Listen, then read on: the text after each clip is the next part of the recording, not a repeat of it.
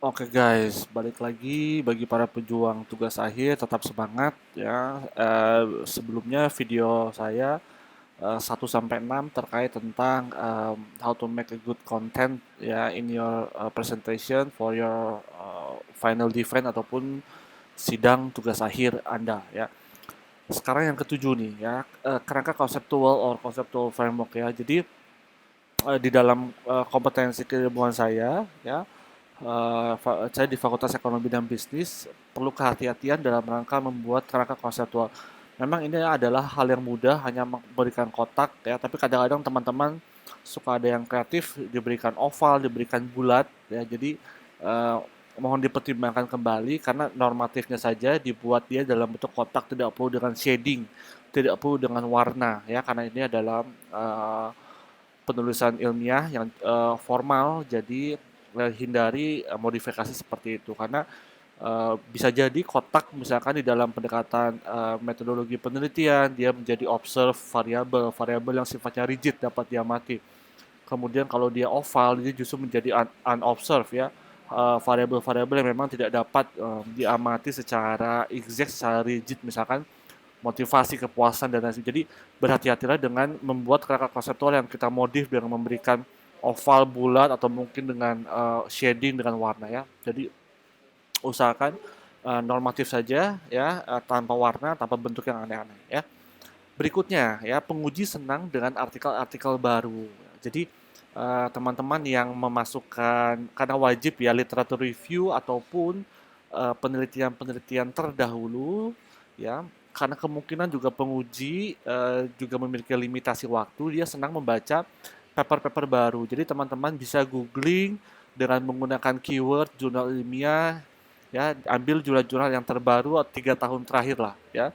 5 tahun terakhir itu biasa penguji juga masih cukup aware ya, terutama penguji yang memang aktif meneliti ya. Biasa dia senang dengan artikel-artikel baru ya. Kecuali untuk teori-teori klasik ya, mungkin teori-teori klasik itu memang jurnal-jurnal lama tahun 67 misalkan seperti itu ya. Itu memang eh, tidak bisa kita replace dengan jurnal-jurnal baru. Tetapi untuk previous research, literatur review, ya itu seharusnya bisa dengan jurnal-jurnal yang terbaru ya. Teman-teman, kutipan dalam kutipan. Nah, ini perlu hati-hati mengurangi. Beberapa penguji saya notice dia tidak suka dengan kutipan dalam ya. Jadi misalkan Anda punya papernya, let's say namanya ABCD, di dalam paper ABCD itu Anda mau mengutip punyanya tulisannya Y misalkan seperti itu. Jadi Anda tulis nanti eh, Y dalam paper ABCD ya. Nah, kutipan dalam kutipan beberapa penguji memang kurang suka ya, karena diharapkan kita memiliki effort untuk mencari jurnalnya sampai ke sumber yang paling akhir ya. Sehingga nanti jangan sampai banyak kutipan dalam kutipan ya. Kutipan dalam kutipan memberikan ciri bahwa memang kita agak less effort sebetulnya untuk mencari jurnal sampai dengan sumber terakhirnya ya. Sehingga kita hanya punya satu paper, tapi di dalam paper itu kan biasanya ada beberapa beberapa penulis dan kita akhirnya mengutip dalam kutipan terus ya dalam satu paper yang kita punya ya. Jadi sebisa mungkin dari kutipan dalam kutipan. Sebetulnya kutipan dalam kutipan ini adalah kita pakai sebetulnya sebagai sarana terakhir apabila memang kita pada saat misalkan mau mengakses jurnal sumbernya tersebut, jurnalnya si Y tadi ternyata dia jurnal berbayar yang cukup mahal ya. Sehingga mungkin kita bisa bilang, kita bisa excuse ke penguji bahwa Pak mohon maaf, sebetulnya saya ingin mencari jurnalnya Y ini dalam paper ABCD, tapi ternyata setelah saya trace ini adalah jurnal berbayar, misalkan seperti itu ya. Ataupun memang jurnalnya cukup sulit dicari ya, kutipan dalam kutipan ya. Pastikan definisi dari buku yang terbaru ya. Pastikan definisi dari buku yang terbaru. Ingat, penguji itu adalah dosen yang sudah membaca jauh lebih banyak dan eh, jauh lebih luas ya. Jadi pastikan kalaupun memang Anda mengambil definisi, misalkan salah satu definisi laporan keuangan ya, pastikan laporan keuangannya menggunakan referensi yang terbaru ya, karena penguji pasti aware ya. Jadi jangan Anda memakai buku yang definisinya tahun 86 ya. Itu menandakan bahwa memang kita kembali lagi less effort untuk menuliskan definisi-definisi ya. Yang berikutnya metodologi penelitian teman-teman, nomor 11. Jangan lupa sitasi ya. Ada beberapa rumus kan, Biasanya begini, teman-teman, saya tidak menyalahkan ya. Metodologi penelitian bab 3 itu adalah kita meng-copy paste karena kita tidak bisa meng-create yang baru. Kita tidak meng-create alat ukur, mohon maaf, kita tidak meng-create uji statistik yang baru. Kita menggunakan pakem yang memang sudah mungkin lebih dari 1 dekade sepemahaman saya menggunakan uji yang seperti itu saja sehingga sifatnya kopas kopas kopas kopas. Akan tetapi berhati-hatilah dengan kopasnya ya. Jangan lupa juga dengan citasi ya, karena kopas harus ada tetap citasinya. Misalkan definisi variabel adalah ya, misalkan definisi populasi adalah. Nah, itu jangan lupa tetap kita mensitasi ya. Citasi itu artinya ada di daftar pustaka ya. Berikutnya adalah cek apakah semua tools yang akan nanti dipakai di bab 4 nanti itu akan kita pakai semua ya. Jadi gini, di metodologi metode ya, namanya metode itu how to-nya ya.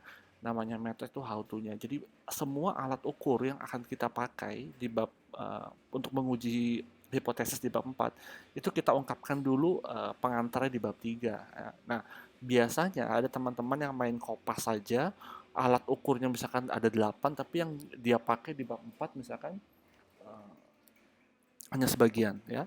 Tidak ada yang salah, tapi kembali lagi kita butuh benang merahnya ya. Jadi kalau memang Anda hanya menggunakan hanya akan menguji 4 alat uji ya, di metodologinya kurangi hanya jadi 4 ya. Nah, seperti itu. Jadi bab 3 itu pekerjaan kopas ya, karena alat uji statistik biasanya ataupun ekonometrinya itu adalah pakemnya sudah seperti itu ya.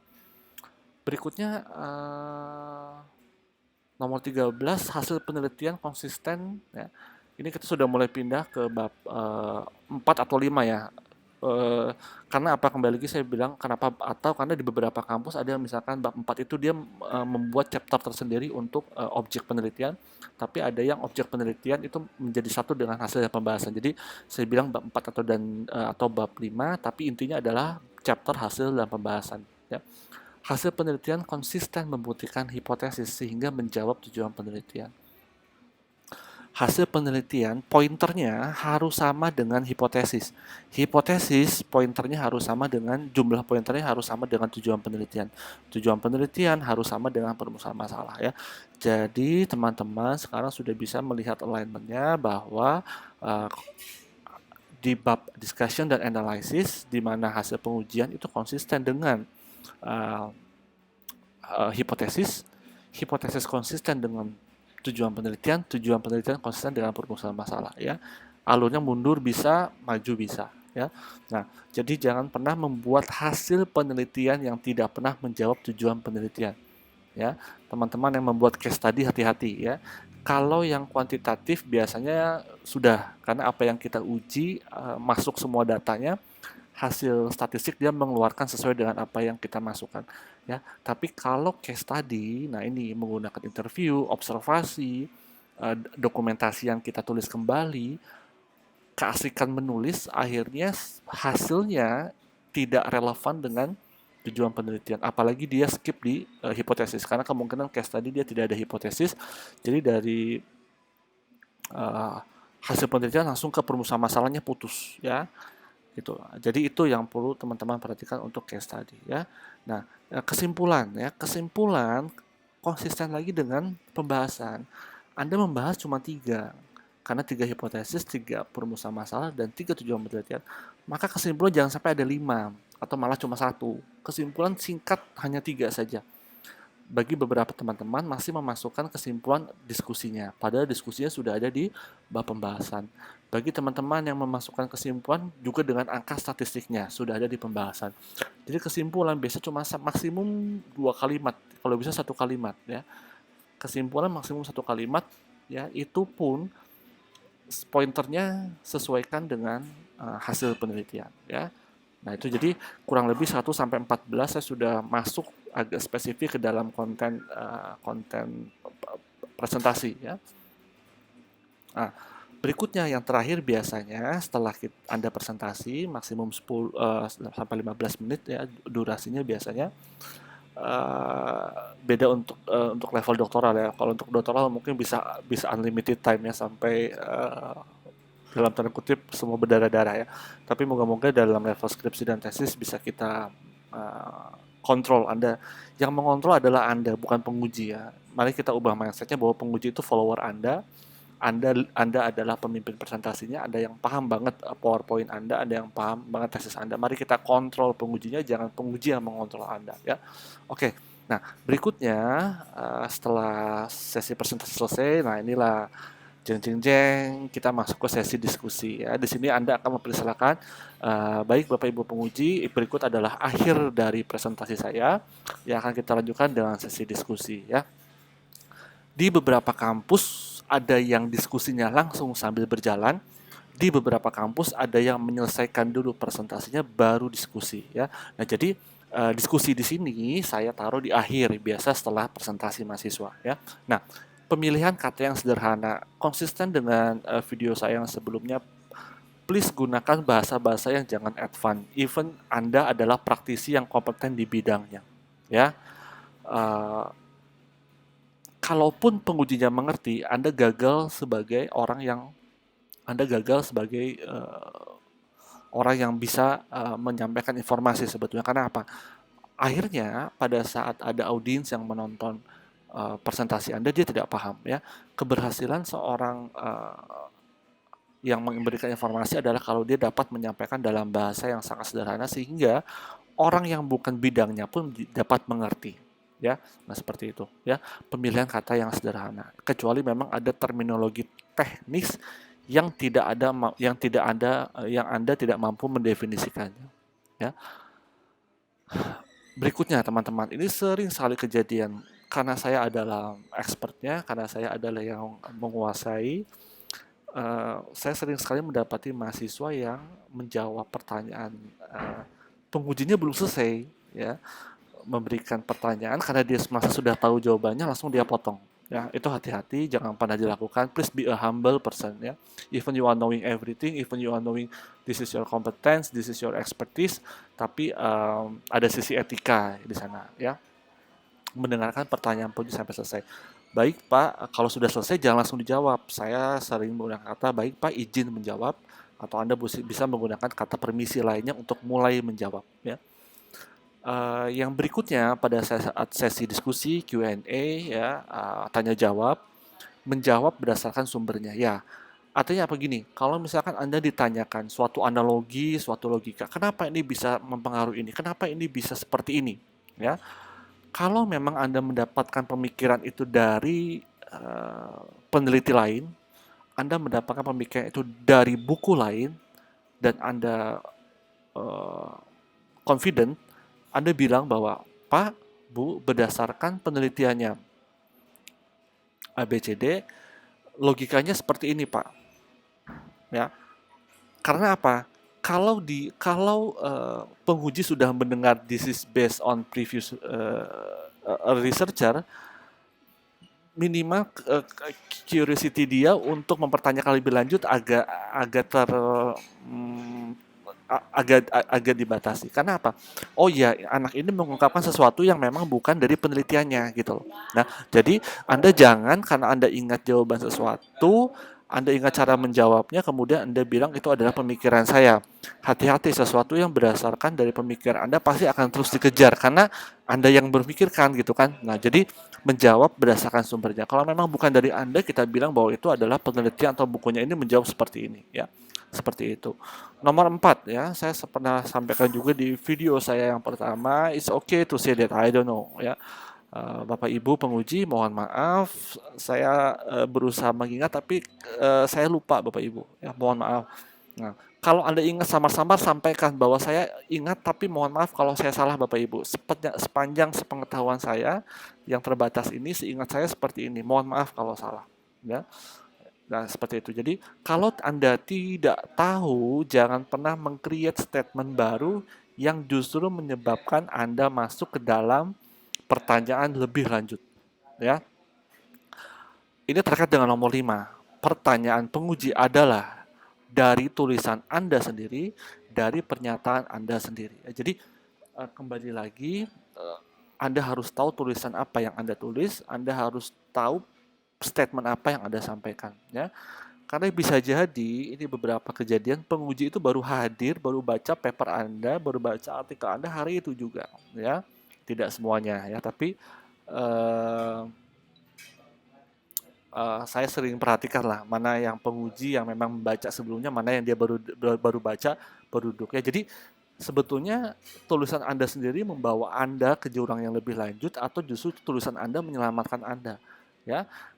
Kedua, pernyataan ya. Pernyataan Anda ya itu membawa Anda ke jurang yang lebih lanjut atau statement Anda justru menyelamatkan Anda. Nah, kita perlu memilih tulisan dan pernyataan yang jangan sampai menimbulkan peluru baru untuk Anda ya. Menjawab dengan sikap terbuka. Apa yang ingin saya sampaikan dengan menjawab dengan sikap terbuka? Sekalipun saya tahu jawabannya ya dalam level pendidikan saya yang sudah selesai S3 saya, uh, please be a humble person. Saya selalu bolak-balik bilang karena apa? Bisa jadi kita ada limitasi waktu membaca sehingga kita update kita menjadi kurang ya. Segini pun saya masih terus melanjutkan studi saya karena saya memang merasa khawatirnya saya ada miss baca ya. Seperti itu. Jadi kalau memang Anda menjawab dan Anda yakin, Anda harus bisa terbuka dengan masukan lain ya. Dan Anda tidak perlu untuk menjadi seorang yang keras kepala untuk bilang bukan seperti itu, Pak, atau bukan seperti itu, Bu. Bilang, sampaikan, Bapak, Ibu, mohon maaf, sepanjang sepengetahuan saya, memang metode itu belum ada seperti itu. Atau jadi menjawab dengan sikap yang terbuka. Sikap terbuka artinya bahwa kita selalu siap menerima masukan, ya, seperti itu. Yang berikutnya adalah menerima masukan untuk perbaikan, ya.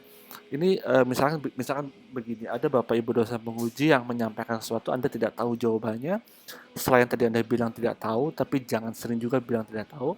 Anda mungkin bisa bilang, baik Pak, Bu, mungkin kalau apabila ini adalah saya belum bisa menjawab saat ini, akan saya jadikan perbaikan untuk penelitian berikutnya, ya. Nah, jadi menerima masukan untuk perbaikan, ya.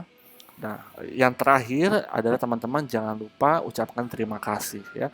Jadi setelah sesi Q&A berakhir, Anda ucapkan terima kasih atas karena apa diskusi ini biasanya akan menghasilkan banyak sekali masukan ya. Atau kata-kata yang tidak suka banyak sekali revisiannya ya. Tapi somehow ini akan it will enhance your final thesis or your final paper. Jadi kita ucapkan terima kasih karena bagaimanapun penguji memberikan effort terbaiknya untuk memikirkan ini kena teorinya perlu ditambah, ini metodologinya kok kurang tepat. Silakan masukkan keterbatasan ini, silakan ditambahkan kalimat ini dalam kesimpulan dan saran atau pembahasan. Jadi kita ucapkan terima kasih, baik Bapak Ibu, terima kasih atas sesi diskusi ini. Untuk perbaikan akan saya kerjakan ya. Untuk perbaikan akan saya kerjakan sesuai dengan waktu dari yang telah ditentukan. Biasanya ada beberapa minggu dari sesi setelah sidang tugas akhir. Ya. Jadi ya teman-teman, saya jadi kalau wrap up dari video sebelumnya ya saya untuk sesi ini yang pembahasan ini saya punya 14 konten yang perlu Anda perhatikan kira-kira dan ada beberapa 8 item yang perlu kita perhatikan saat diskusi. Ya, oke. Jadi teman-teman sukses terus untuk sidang tugas akhirnya yang sedang karena ini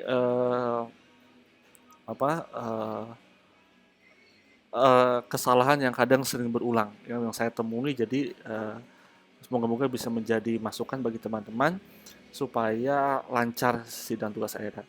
Saya pun masih terus belajar. Jadi nanti kalau misalkan ada temuan-temuan baru, pertanyaan-pertanyaan dalam tanda kutip absurd ataupun kondisi yang absurd, kondisi yang ini saya akan pasti buat konten YouTube lagi untuk mengupdate pertanyaan-pertanyaan dalam sidang presentasi yang sekiranya bisa mengamankan Anda lah ya untuk sampai di gelar Anda. Oke. Semangat terus untuk para pejuang tugas akhir, sukses, sampai ketemu di channel berikutnya.